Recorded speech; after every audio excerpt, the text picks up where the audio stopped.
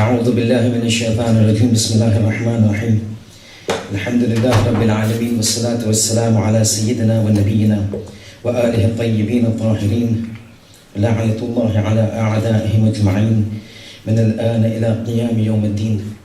Brothers and sisters, Assalamu alaikum and a very good afternoon to you all.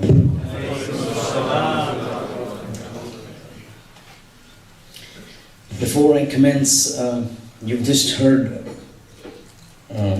Brother Nabil identify the topic for discussion, and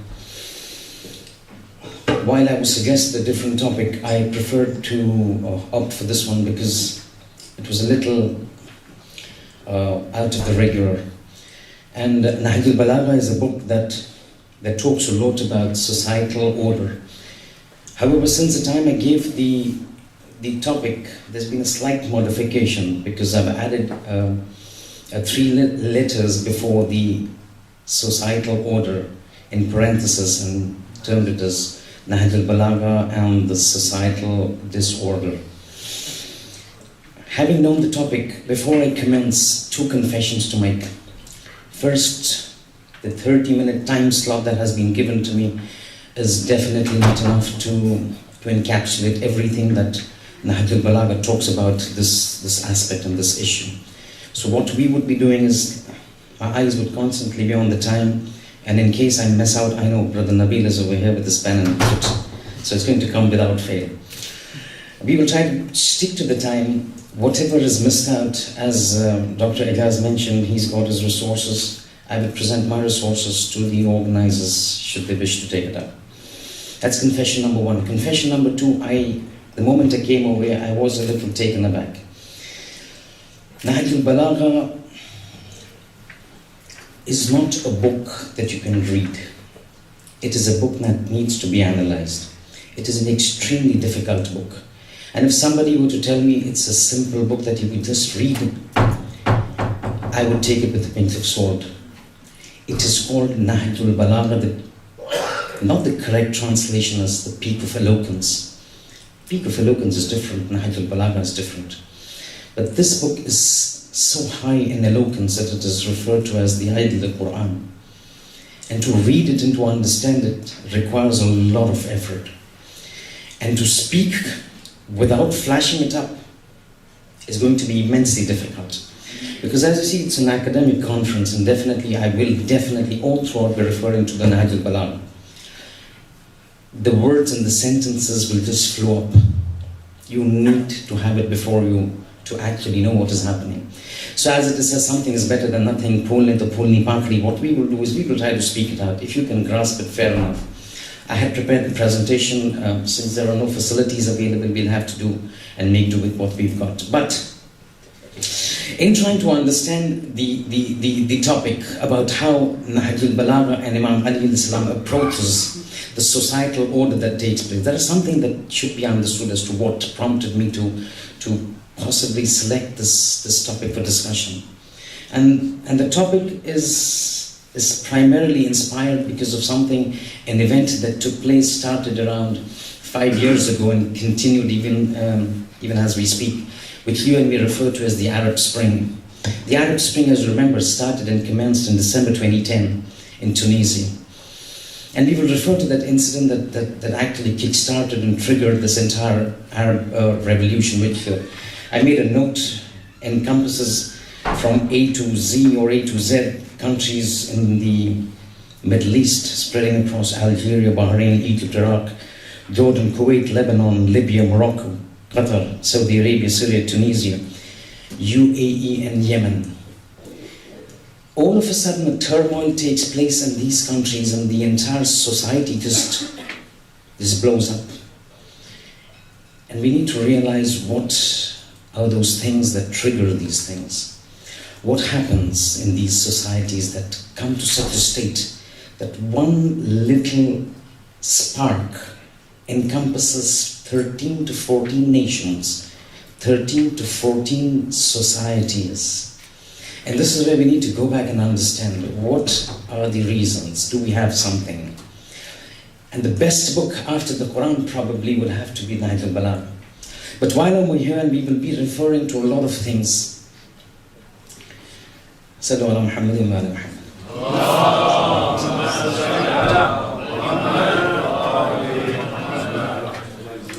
And while we will be referring to some of the references in Nahjul Balagha, as an academic conference, it becomes important to set your parameters appropriate.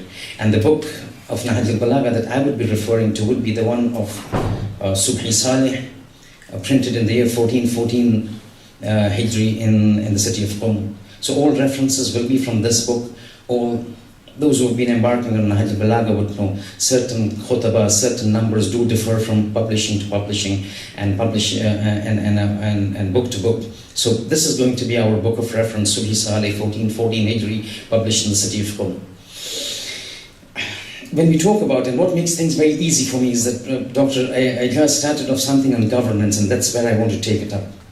When you look at the term hukuma, and I would translate it into government, one, and I would keep using a synonym in the meaning of a governing machinery, so that it doesn't hurt and sound distasteful to certain individuals.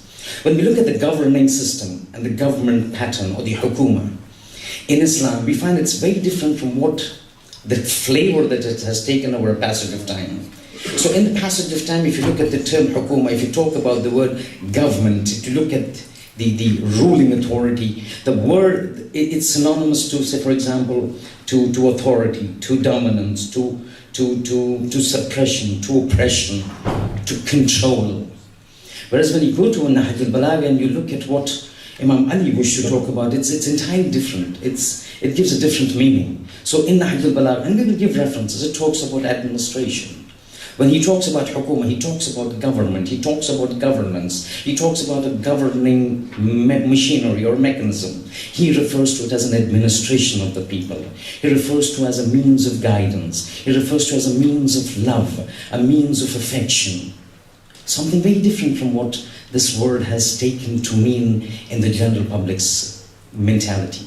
But the thing that we need to understand, and what we will need to, in the latter half, in the second half of the segment that we will be discussing, would be, we will be looking at factors that Nahjul Balagha pulls out, that can be pulled out from Nahjul Balagha, that Imam talks about, that gives us an idea as to what are those factors 1400 years ago that this man of God, this man of divine representation comes forward and gives us, and see whether those things, my apologies, those things that he's mentioned, can it be applicable to understand this Arab Spring that spreads across the entire Middle East and triggers off a wave that encompasses the entire Middle East? And that's what we want to know. As I mentioned, we will not be able to encounter and encompass all the factors, but we will see how much we can go forward. One of the things that we talked about, that when Imam talks about something in the form of governance, meaning administration, meaning love, meaning guidance, not oppression, not subjugation, not dominance. It's a classical example can be given in that letter. I know, the letter number 53, very prominent, the letter of Imam to Malik Ashtar. But there's a letter he's written, letter number 5, that he's written to Ash'as ibn Qais. Ash'as ibn Qais munafiq. And for several years he was the governor in Azerbaijan, as a representation or a representative of the third Khalifa. He established a huge hold. When Imam comes to power, first thing he does is he writes a letter to Ash'ar. And look what he mentions over here. And this is what I'm saying, that Nahjul Balagha, you need to see the letters.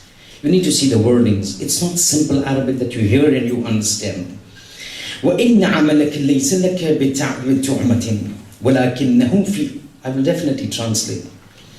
ولكنه في عنقك أمانة وأنت مسترعا لمن فوقك ليس لك أن تفتات في رعيته ولا تخاطر إلا بوثيقته ولا وفي يديك مال من مال الله عز وجل وأنت من خزانه حتى تسلمه إلي ولعلي ألا. And he goes on والسلام. He said, listen, Ash'as, you had been in a position of governance before, but understand how I, as Ali ibn Abi Talib, look at governance. And this is what I'm warning you. And at the end, when he uses the word, he says, وَلَعَلِّي أَلَّا أَكُونَ الشَّرَّ وَلَاتِكَ لَكَ. And I want you to understand, you need to listen to my advice, or else I don't want you to find me one of the worst rulers that you've seen.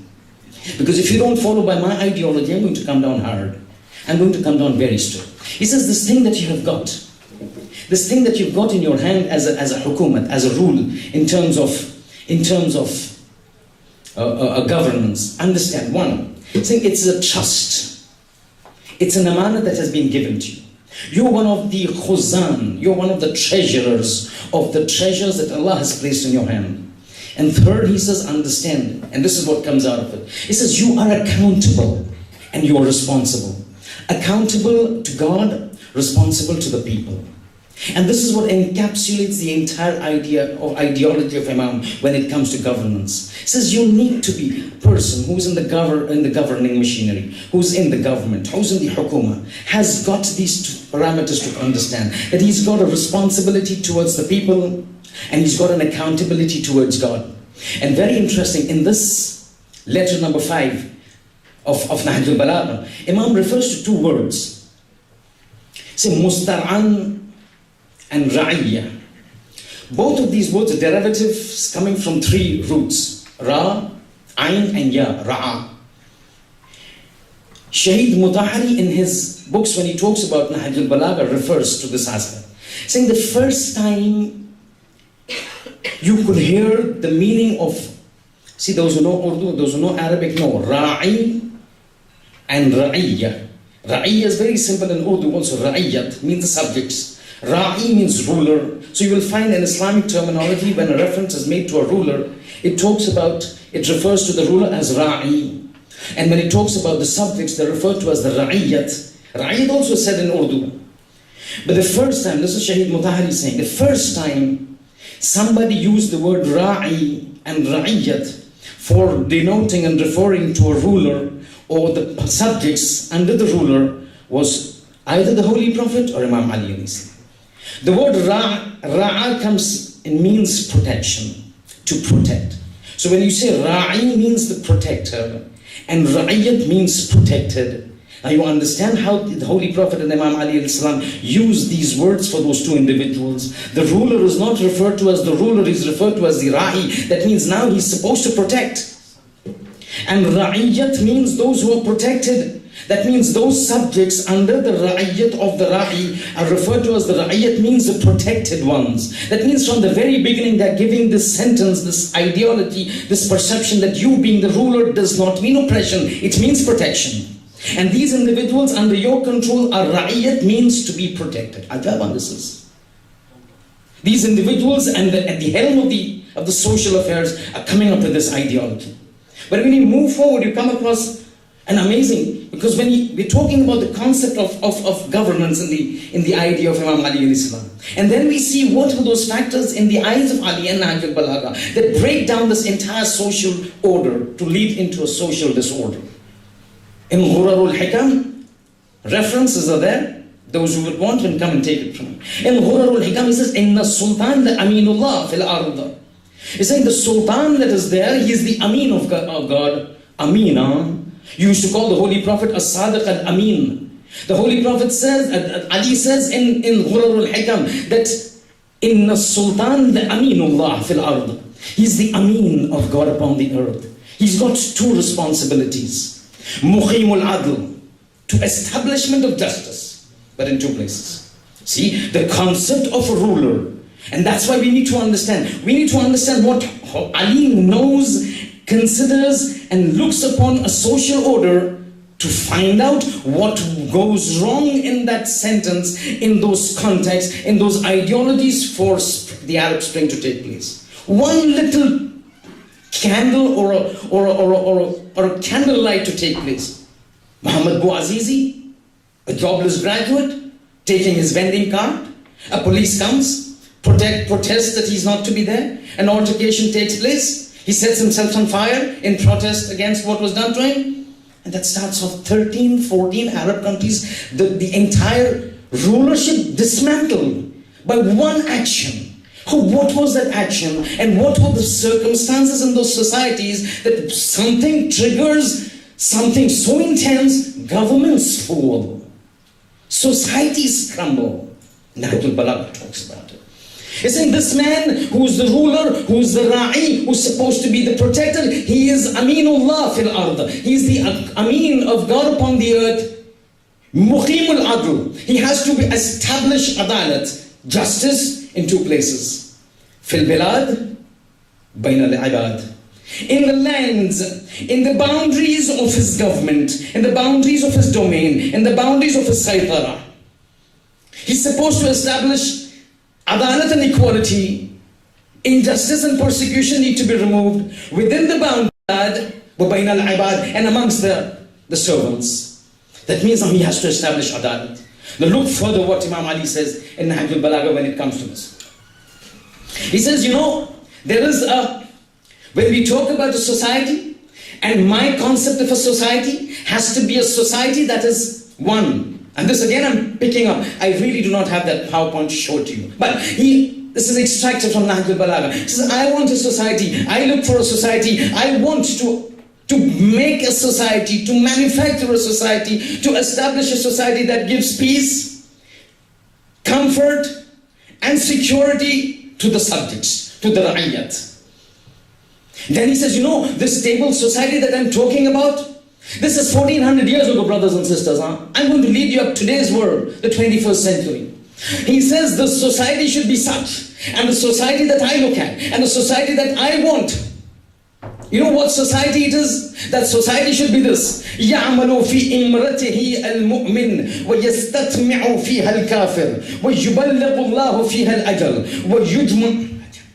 Every time I read this, and I feel this is not the 14th century, this is the 21st century. He says, the society that I'm looking for to establish, it is a society in which the words, look at the words and see if you can paraphrase the words, expand it, because that's what Qur'an can do. And that is what Nahjul Balagha needs to do. You can't pick up the words and put it 14th century ago and say it means that. It needs to be expanded if Nahjul Balagha needs to be understood in the context of the 21st century. He says, the society that I'm talking about is one.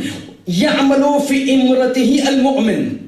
That a mu'min in that society is living and doing a normal life that he's leading without any concerns in terms of ease, in terms of comfort, in terms of security. And then he says, وَيَسْتَطْمِعُ فِيهَا الْكَافِرِ. Don't get stuck up by these words, mu'min and kafir. You want me to put it in today's terms? You want me to put it in today's context? You're talking about individuals. He's talking about two kinds of people in a society. One who are the inherent inhabitants of the society, which he refers to as mu'min. In an Islamic government, under an Islamic rule, the mu'min, a person who is Muslim, becomes an inherent citizen. Just like here, the great people holding the passport becomes inherent citizens. Then he says, the society is not such that it is only the citizens who benefit. Even the kafir has a good stay. He benefits from the goodness of that society. In those terms it was kafir. And these times who? We're talking about the migrants. Those migrants who come into the country. Those migrants, whether it is in the US, whether it is in the UK, whether it is in Europe. These are not the first class citizens in the manner that they hold the passports. This can be considered to be kafir, what Imam Ali says. He's saying, I want a society that is built up in which the inherent citizens enjoy life and those who are not inherent citizens enjoy life. It needs to be expanded in today's term. The migrants are coming. Efforts are being made. This, in the eyes of Imam Ali, can be termed as a kafir. Expanded. Individuals who do not adhere to the Islamic faith in those societies, individuals who do not adhere to the passport of Great Britain or Europe, become kafir. Means what? Means the migrants. And then he says, this is just one example. How I would want my society to be? How it should be? Listen, and tell me, is this not what every country wants within its borders? He says the society should be يُجْمَعُ بِهِ الْفَيْءِ وَيُقَاتَلُ بِهِ الْعَدُوِّ وَتَعَامَلُ بِهِ السُّبُلِ وَيُؤْخَذُ بِهِ لِلضَّعِيفِ مِنَ الْقَبِيحِ حَتَّى يَسْتَرِيحَ الْبِرٌّ وَيُسْتَرَاحَ بِهِ مِنْهُ فَاجِرٌ. This is khutbah number 40. He says an ideal society should be such. An inherent citizen should have enjoyment. A migrant should have an enjoyment. A Muslim should have an enjoyment and live a comfortable life. A kafir in that society, or a person who does not adhere to the Islamic faith, has an enjoyment in the society. And how is it achieved? وَيُجْمَعُ بِهِ الْفَيْءِ. It is a society which collects taxes. This is Nahjul Balagha, not my words. We've got scholars over here, we've got an academic conference. These are words from Nahjul Balagha, with references, with quotes. It's saying, يُجْمَعُ بِهِ فِيهِ الْفَيْء. Taxes are collected. يُقَاتَلُ بِهِ الْعَدُوُ. And any untoward aggressions towards this region between the boundaries of the society, I repel. This is a society I'm looking for. وَتَعَامَلُ بِهِ السُّبُلُ. And it should be a society in which the roads that lead all over the place, or lead all over the country, lead all over within the boundaries of that entire domain, are safe from all sorts of insecurity. Is that not what every country wants? Further, وَيُؤْخَذُ بِهِ لِلضَّعِيفِ مِنَ الْقَوِيِّ. And this is a society in which if there is an oppressor, there is a mechanism who can take from the oppressor and give it to the oppressed in such a way that the oppressed lives comfortably and the oppressor does not have the comfort that his evil will go unnoticed. Tell me, in today's world, whether it is a third world country or a first world country, you want to use the word, which country does not want this sort of a society? A society that is safe within its boundaries. The roads are safe, security is there, peace is there, taxes are given, everybody lives in social comfort. Who does not want this? This is in the 21st century we are talking about. This man is talking in the 1400 years ago. This is Nahjul Balagha. We talk about Tafsirul Mizan being discussed and studied for 200 years in the house of before its actual value can be understood. You know, that's what's said about Tafsirul Mizan. Allah Ta'ala. Is it Tafsirul Mizan? You want to know exactly its value? It needs to be studied for 200 years in the Hausa, analyzed, dissected before you know what Allah Ta'ala has come up. This is the man from whom Allah Ta'ala draws his inspiration. Get me what I'm talking about? This is what needs to be done in terms of Nahjul Balagha. But you're moving further. And then he says, you know what? This is my aim. And then he turns in khutbah, in khutbah number 131. And with references, in khutbah number 131, he says, you know, he turns to God. He says, God, and you know that incident, Ibn Abbas coming, Imam Ali, stitching his shoes, old. And Ibn Abbas comes, saying, what are you doing? He says, I'm stitching my shoes. Then he says, Ibn Abbas, you know what I value? What is the value of the shoes in my eyes? So Ibn Abbas says, yeah, tell me, Ya Amir al-Mu'minin. He says, in my eyes, the value of this old, tattered, patched, ancient, antiquated shoe is much more than my rule over you. That means, in my opinion, my rule over you does not even come to the standard and the liking of this old, tattered shoe. But yet he takes the hukumat. He says that it has no value in my eyes, but yet he takes the hukumat. In khutbah number 131, he says what? He turns into the heaven with his eyes and says, Allahumma. He says, Allahumma innaka ta'lam. You know. أنه لم يكن الذي كان منا منافسة في السلطان. I have not taken this position of the Khilafah that I right now currently hold. في سلطان. منافسة في سلطان. For the sake of power, I don't want. ولا التماس شيء من فضول الحتام. And I don't want to use it to get those glitter and dazzle that are very ephemeral and fleeting of this world. I don't want. My work is related to Akhirah. But the reason I have come is, walakin, I have taken this position which I know is going to lead to my martyrdom. I have taken it for what? وَلَكِنْ لِنَّرِدَ الْمَعَالِمَ مِنْ دِينِكَ. So that I can return all those wrong things that have come into your religion, take it out. All those fine things that have been removed, I want to bring it back. لِنَّرِدَ, to return. Narida, return.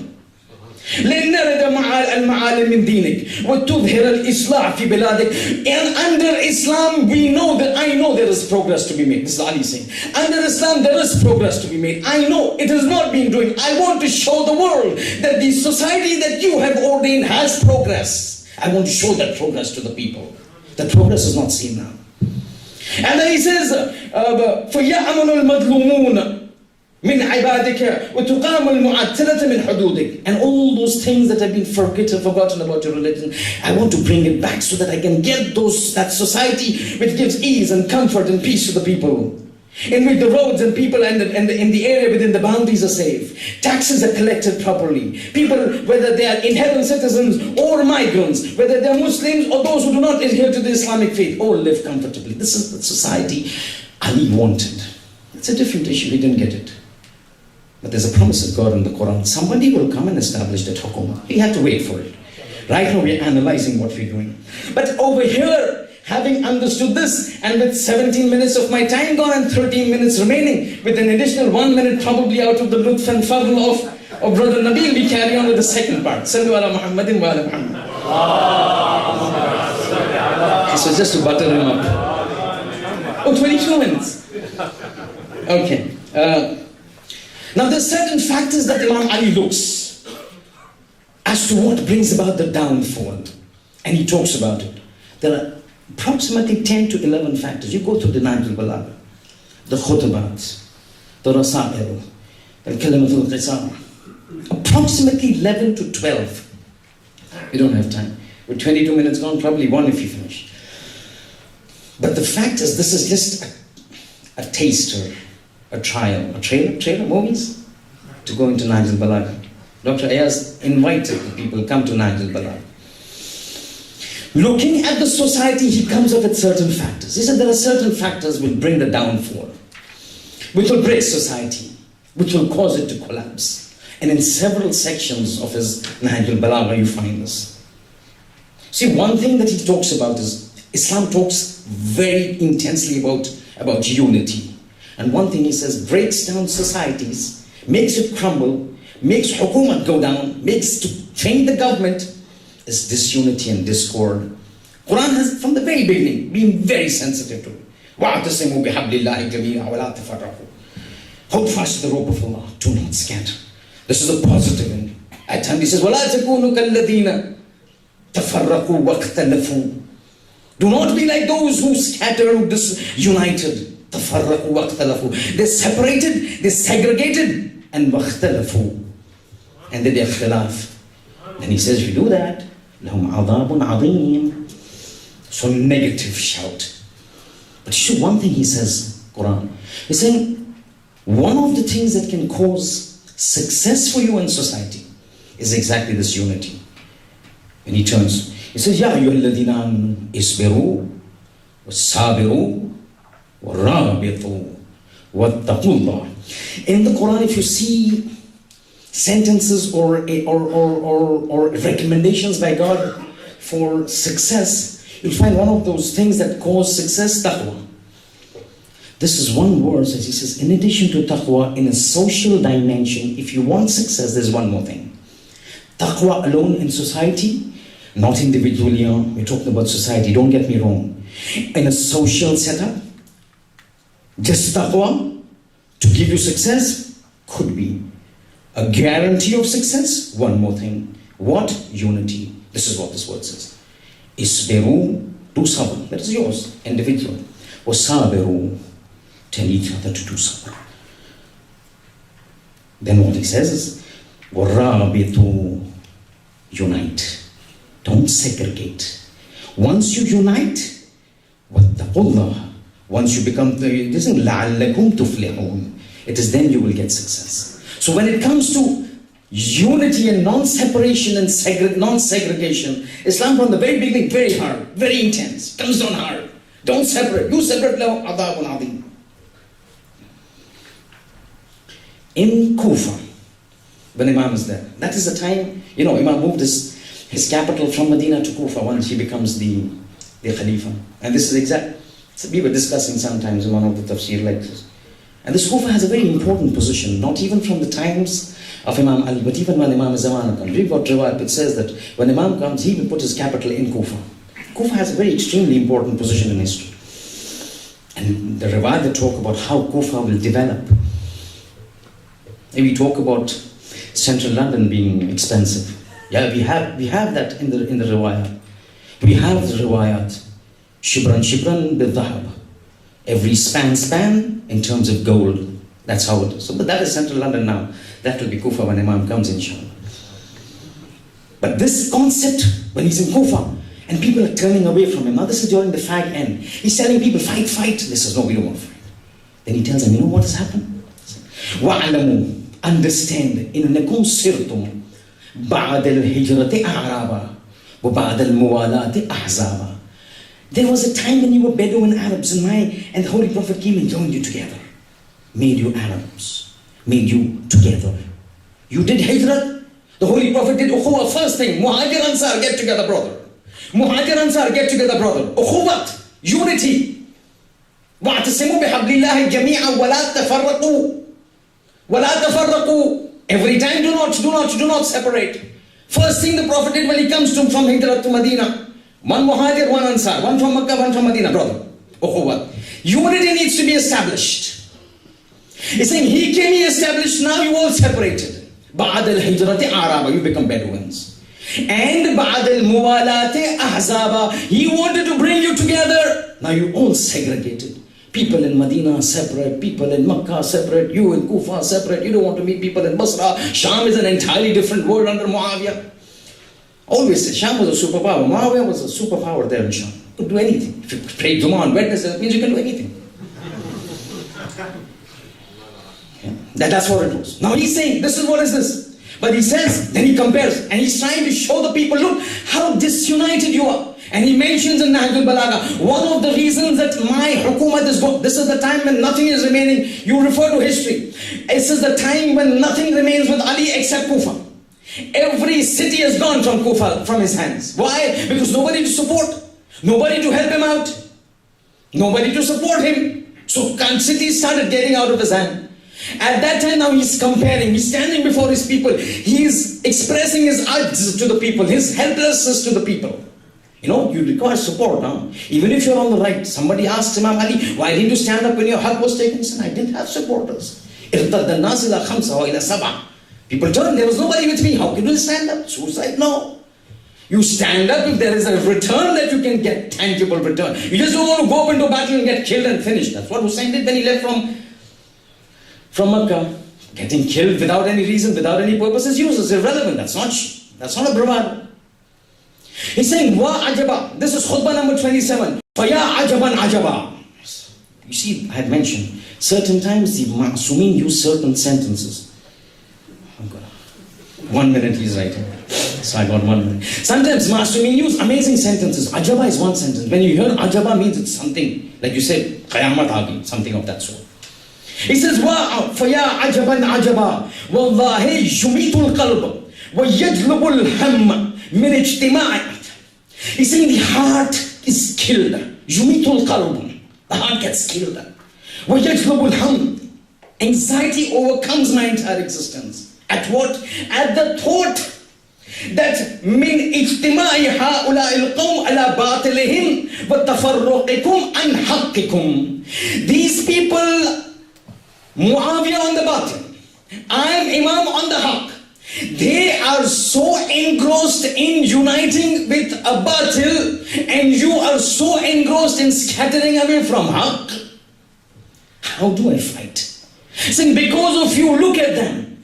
They are standing under the banner of Muawiyah, who is batil, yet there is no discord amongst them. He tells them, just as you want to slaughter a sheep, you need to turn to the... 1 minute more. So you want to slaughter a sheep, you need to turn towards the Qibla.